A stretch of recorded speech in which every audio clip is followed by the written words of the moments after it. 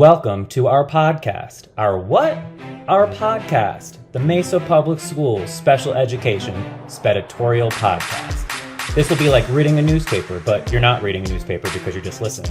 Listening to drop some jokes and drop some knowledge. This will be entertainment for your ears. Now, how was that for an intro? Nailed it. Welcome to the Editorial Podcast, Season 3, Episode 4. To my left, I brought a guest. Hello. I brought a guest. First time. I get a lot of comments that I look lonely here, so now I brought a guest. I don't look so lonely. Now you have a friend. Now I have a friend just for today, though. Yep. To my left, we have Danya Forte. She is the coordinator of Psych Services.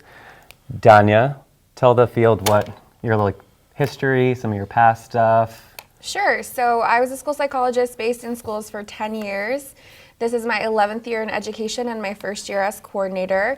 Here in Mesa, I worked at Lincoln Elementary, go Cougars, for 5 years and absolutely loved it. But when the opportunity came up to go into leadership, I applied and made the transition. So yeah, I'm excited to be here.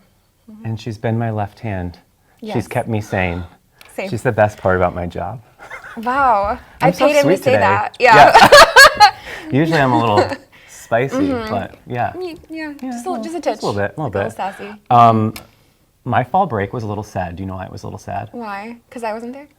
One, Yeah. yes, but then two, my favorite TV show was taken off of Netflix. What's your favorite TV show? Oh, Wait. I think you know. Oh my gosh, I know. Schitt's Creek. Yeah. Schitt's Creek Yeah. was removed from Netflix. That was like my background noise. We need like violins playing sad music. Wait, is that this one? Yeah. Isn't that The tiniest violin. Tiniest Yeah, there you go. violin. Mhm. So if the field has any recommendations for Netflix shows that are like funny, please send them my way. So not serial killer recommendations is what you're saying. Okay. Maybe some serial killer Okay. recommendation. I did watch Dahmer. I didn't. That was really creepy. That was, yeah. But good. That's what my husband said. Yeah, it was pretty good. But I feel like Netflix removed all of my favorite shows. It was Friends, The Office, Parks and Rec. Parks and Rec, yeah. Schitt's Creek. It's the worst. Netflix, you got some splaining to do. You got some splaining to do. Get it together, please. Get it together. Other than introducing Danya, I do want to welcome other new staff to the Special Education Department. We have Sarah Barrett. She's the new coordinator of specialized programming. Welcome, Sarah. You're going to be awesome in this role. Cassie Elias, she's the new coordinator of SLP services, aka the new Amy Anson. Yes. And then we have two new records clerks. Jenna Arnold, she is Ishikawa to Mountain View High School. And then Melissa Gabrielson is from O'Connor to Skyline. So when you get a chance, feel free to give them a nice warm welcome to the Special Education Department for Mesa Public Schools. I want to give a quick thank you to Mahala Archer, Tiffany Langton, and Lori Desmond. You guys sent me some IEPs, which were top notch. I do appreciate that, just checking for compliance stuff, so making sure that we're moving forward with our ADE monitoring. How's that process been? Super fun. So fun. Did you tell by her face? I'm like, what can I say I on know. camera? So Not great. We've met compliance. Yay. Finally, however, now we have to show sustainability. So they come back on November 8th just to review some Met items that were out of compliance previously. So now we just have to show that we're putting out training to move our systems forward. One of those areas is the EL areas. Yep. So ADE has said that we need to be clear in our MET reports about how we're accounting for ELL status in our evaluations.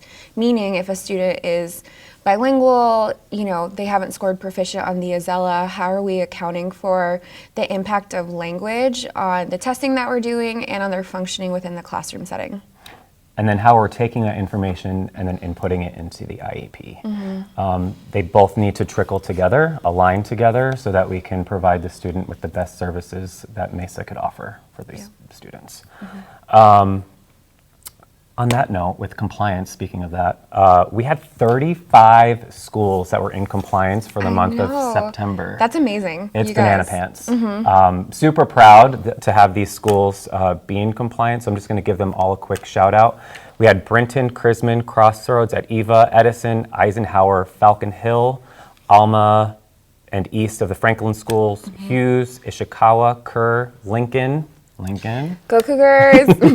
Longfellow, Madison, Mesa Academy, MCS at Jordan, MBC, Patterson, Porter, Red Mountain Center for Early Education, Red Mountain Ranch, Redbird, Rhodes, Robson, Roosevelt, Sharp, Salk, Sarine, I'm still going, Sousa, Stevenson, Superstition, Washington, Whitman, Whittier, Wilson, and last, Saharas. Congratulations, that's a huge feat. So give yourselves a round of applause. Case managers, psychologists, great. SLPs. Yes, SLPs, Yeah. great job. And it's not easy to be in compliance, is especially not. this has been a super busy time of year. So that's phenomenal because I know that October-ish you get slammed with evaluation. So the fact that you guys are in compliance is awesome. 35 school. I would have done the percentage, but I'm not good at math. Do you? No. Okay, we're going to pass on no. that. I did get a shout out from the Medicaid specialists at Student Services Center. And this shout out is to Courtney Porter. She's over at Mountain View. So I just wanted to read the email that they had sent me because I think it's something worth noting. They said, we just wanted to give a huge shout out to Courtney Porter, the team lead at Mountain View. She has worked diligently since she came to Mountain View in creating a document to track ADLs, those are the activities daily living, for all special ed students, review each IEP for compliance, schedule and support IAs in record keeping, and created this amazing visual for not only the IAs, but also for the case managers. She is so organized, driven, and dedicated to getting her department in order. For the first time in several years, Mountain View has all IA positions filled except one. Wow. Congrats. And this is something we have not seen in a long time, so Courtney's a huge asset and we appreciate her. Yeah. Courtney Porter, awesome job. Keep kicking butt over at Mountain View. I just always hear fantastic things about you, so congratulations on that. There are some guidance changes, and I'm going to lean on Danya for just a few of them. One, previously we had mentioned that ALT assessment is from grades 3rd through 11th. Every year from 3rd grade to 11th grade, we have to submit that alternate assessment form for state reporting. There's a slight little change in that because they updated the the ALT assessment form. The ALT assessment form now has Azella in it. So when you're filling out that form has to be filled out from K through 12th grade. That's the minor change. So if your student is an ELL student, you have to fill out, and they qualify for the ALT assessment, you have to fill that out K through 12th. If they are not EL, it's 3rd through 11th. If you have questions on that, I'm sure you will, because that might be a little bit confusing. Feel free to reach out to me or Jamie Leaf. She's my department specialist who's overtaking the alternate assessment for the district. Another little guidance change, and I'm going to lean on Danya. It's our ESA guidance. Super fun to do. Psychologists love doing that. I hope that you can hear the sarcasm. I'm taking in my deep voice. breaths. Deep Yeah. breaths. It is a huge feat, and it's Yeah. quite ridiculous, in our opinion, I would say, to complete these evaluations, especially since these students aren't enrolling in our schools. So, Donna, do you want to explain just a little bit about the nonprofit versus profit, and then maybe the responsibility of the teams? Sure. So private schools fall into two categories, for-profit and nonprofit. And whether or not we conduct those evaluations depends first on whether the school requesting the evaluation is for-profit or nonprofit. So if it's nonprofit, I'll start there because I think it's easier, it has to fall within Mesa boundaries. So some nonprofit schools that we have within our boundaries are Queen of Peace, St. Timothy's Catholic School. Those are nonprofit private schools. So no matter where the students live that attend those schools, if a student at that campus requests an evaluation, it's up to Mesa Public Schools to conduct the evaluation. Now, not a for-profit is different. So let's say a student attends a for-profit private school in Ahwatukee. Yes, that's quite a ways away, but if they live, their home address is within our boundaries, we are required to complete that evaluation. So it becomes tricky, it's hard to navigate. It seems like a never-ending list of private schools that continue to pop up. So that's kind of the guidance. Is it for-profit, non-profit? Does the school exist within our boundaries, and or does the student live within our boundaries? Does that make sense? Makes sense. So let's talk about IEP services then, ISP services. Okay. So the guidance for this school year, because it does change every year because it depends on the funding that we get from the state as to what services we're going to be providing for the private schools. This year only, we're only providing services for speech language. And those are only for the nonprofit schools within our boundaries? Correct. Okay. Yes. If a student qualifies for anything else other than SLI, we could draft an IEP for the parent to take elsewhere, but we wouldn't be finalizing that IEP because they're not enrolling with us. Yeah. So we would just do a draft and then we would download it into historical docs just so we have that draft document for our purposes, just in case they do wind up enrolling in Mesa Public Schools. It's like, here's what you could have if you were to attend Mesa Public Schools. But you're not. Womp womp.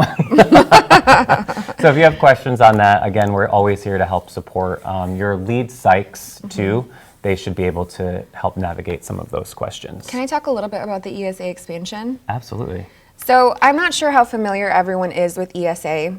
Historically, it was, I think, like a subset of special education categories that essentially allowed you to pull the funding that's associated with your special education category out of the public schools.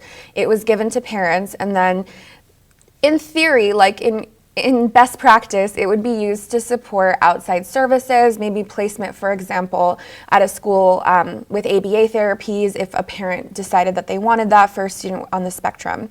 As of September 24th, ESA was expanded, and I'll be honest, we've received an influx of ESA evaluations, and I think we're only going to continue to see that happen because now any student can take their allotted funds out of the schools and go use it for whatever their parents decide.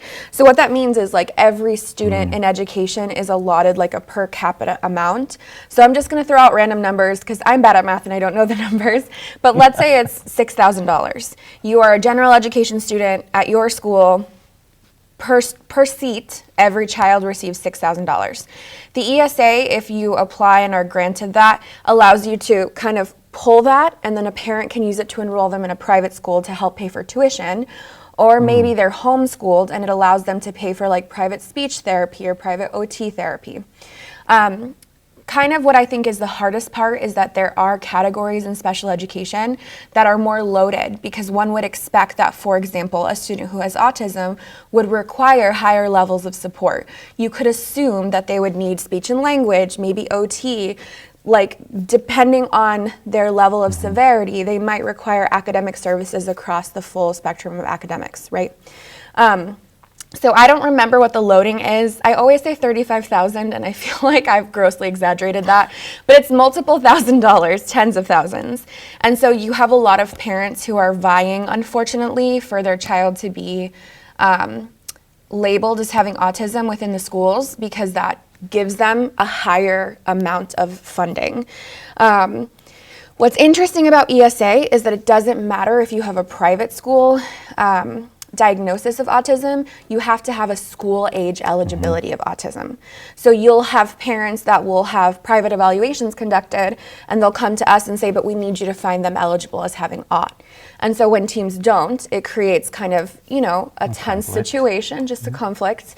And we've seen a lot of then IEEs come out of that process.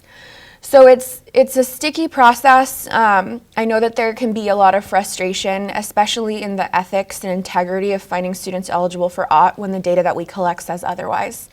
So I just wanted to put it out there. Everyone's kind of feeling that. It's not just Mesa. I've talked to other lead psychs and they're feeling that as well. There's a lot of pressure right now for ESA. So we have our hands full. Yeah, yes. Well, maybe not us per se.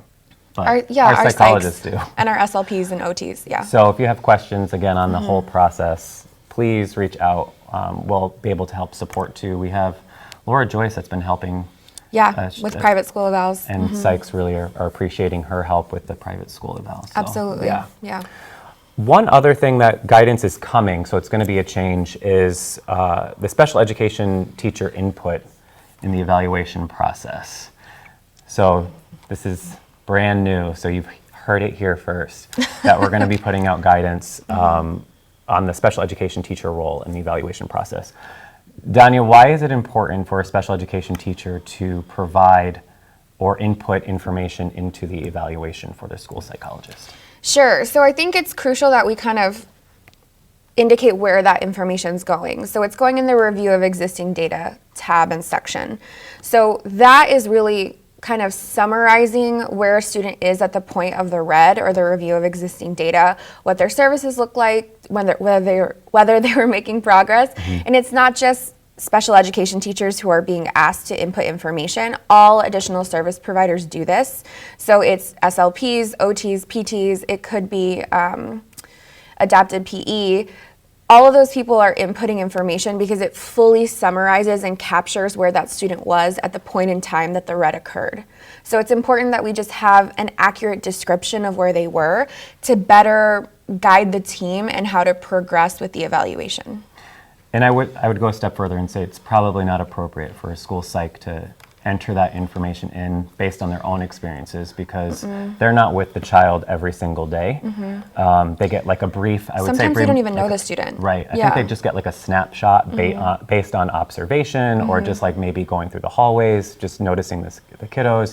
So that's why it's important that the special education teacher should be inputting, or SLP, OTPT, APE, should be inputting in their own little specific documentation into the MET. To make it easier for the school psych so that the school psych could really, when they're ready for the review of existing data, can speak on behalf of the team. And it doesn't need to be an elaborate description. No. It can be 2 to 3 sentences just summarizing how the student has progressed on their goals, how they respond to your instruction. That's adequate to include. I used to have, before some of my teachers had access at Lincoln, they would just email me a blurb and I'd copy and paste it in. But now teachers should have access to that box. Yes, they should have access. You should. If you do not, again, reach out to the Synergy SE Help Desk or me, and I'll make sure that we can get you access to the MET. But you should be able to put that information in the evaluation for the school psychologist. Yep. Whew. Okay, you ready for the questions that I got? Am I? I don't know. I think I should see if you know the answer. Okay. Maybe not. Maybe not on camera. It's a lot of pressure. Yeah. So one of the questions I've been getting is there are roles left blank on the IEP signature pages. What do I do in this situation? I'm finding this question quite often, believe it or not. And the reason that the roles are left blank on the IEP signature page, and if this comes off sarcastic, I apologize. It's because you're not putting it in there. That's it. You didn't put the role in. So if you don't put the role in, it's going to show up blank. So when you're adding someone to the cover page of an IEP or MET, maybe not the MET, maybe just the IEP, you select the drop-down menu. No, both. It is both. Okay, you select from the drop-down menu their specific role. If you're not going to select the role, then it's going to show up blank. So that's the reason why. Yes, and none of the 5 required team members don't auto-populate unless they show up in your teams tab, Correct. A. But then B, if you have one person who's in multiple roles, like as a school psych, I would be the school psych, the case manager, the district rep, the individual to interpret for the MET, I would have to populate myself 4 times and then click down each of those roles. Do you have to sign for each role? I sign for each role. Oh, yes. You're supposed to sign for each That's role. a trick question. I was like, please say it right on camera. Oh, the other thing I was thinking of is if, like, for some reason you have narrower access in Synergy, like an OT might not be populated to a specific school because sometimes OTs who are rock stars have like 7 or 8 schools. So in the IEP and the MET, there's that second section where you can type in manually someone's name, and so you also need to click their role there. Yep. It won't auto-populate. Yep. Next question, what should the frequency for Medicaid ADL services be? I don't know this. I do. Oh, good. Well, my guidance has been it could be per day or per week. But Sue Ambrose, she's the lead really over Medicaid in our department. Her formatting of the system that she uses is a per day type thing. Okay. So she was actually calculating the weekly minutes to daily minutes, which is a lot of work for her. For the whole district, she was doing this? So I'm changing my guidance, so I apologize if I've said this before, but we're going to go for all ADLs need to be per day, please, so that our Medicaid specialists do not have to do math, because math is the worst. Well, we shouldn't say that. I mean, there are stay in math school, teachers out math there. is great. I wish I had a math brain. I do not have a math brain. I don't either. Next question. If a student has been exited, the team tab will remove team members. Please do not go back in and update the team tab if the student has been exited. process this first, do the process first, then do the team tab. So there's been some questions as to how to bring students back in or they missed a step.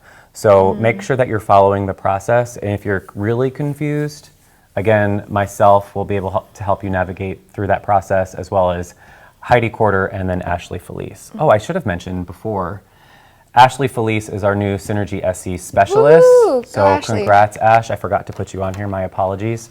And she will hopefully be transitioning into that role November 1st. So she's been, working on the back end with Michelle Falk a little bit, just going over, the basic back end items. It goes over my head when she talks to me about it, but she has a pretty good understanding of the back end so far. So that's been awesome. Yeah. Another question I've got is, I pulled the admin progress report and I completed the progress reports, but states no next to the name. If it states no next to the name, it's because you didn't complete the progress report fully. So when we were our first initial monitoring with ADE, they called our progress reports out because we either had data or we had comments, but we didn't have both. We have to have both. So if you don't have data or a comment in the progress reports, the progress report for the admin query will say no. So you have to have both fields in there for it to turn yes. We've been pulling that and we've been seeing a lot of no's. So if you're seeing no's and you're pulling this admin progress report, it's because your team didn't complete the progress report fully.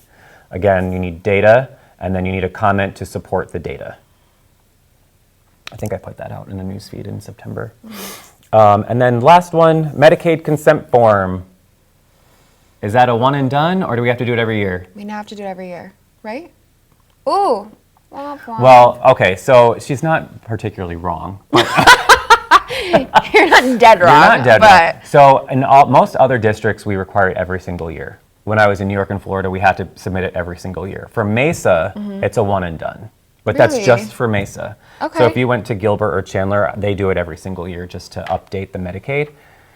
So one and done. So Well, you're that's not, exciting. Yeah. Because So you're sometimes it's less- really hard to track that form down. Less paperwork. Yeah. Yeah.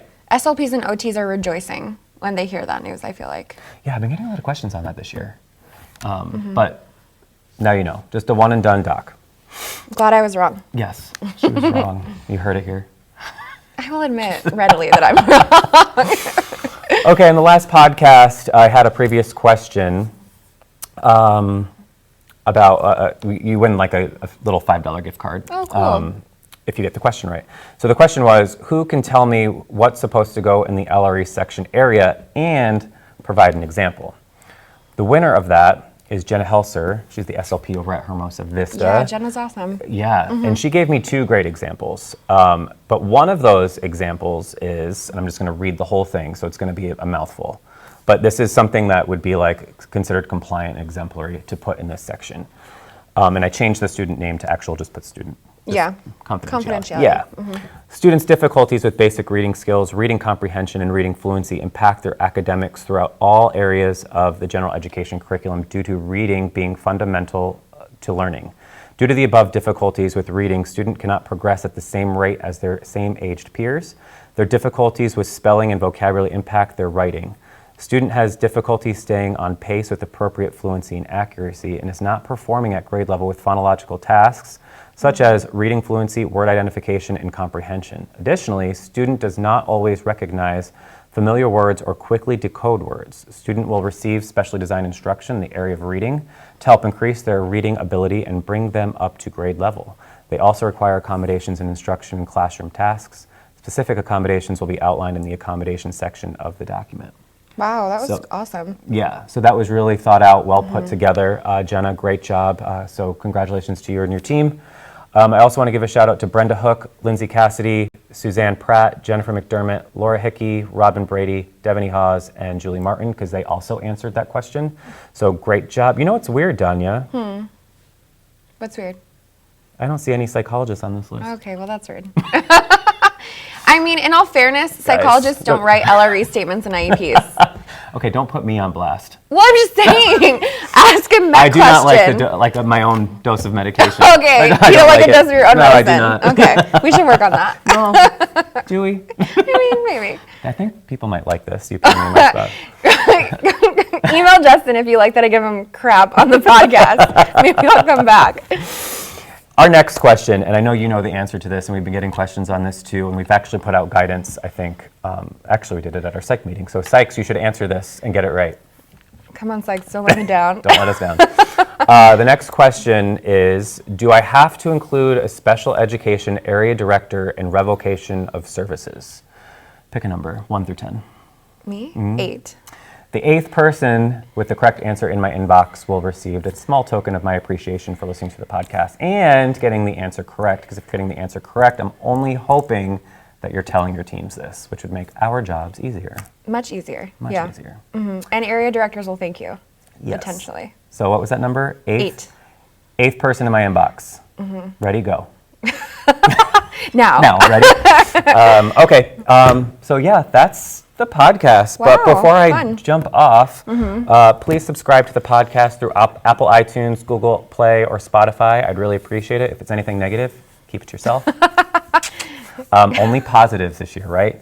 And then just before sounding off, remember to be kind, care for others, speak and act respectfully, remain calm, and listen actively. Danya, thank you so much for joining me Thanks this for morning. having me. It That was is a lot of fun fun. having It's a a lot of guest fun. on.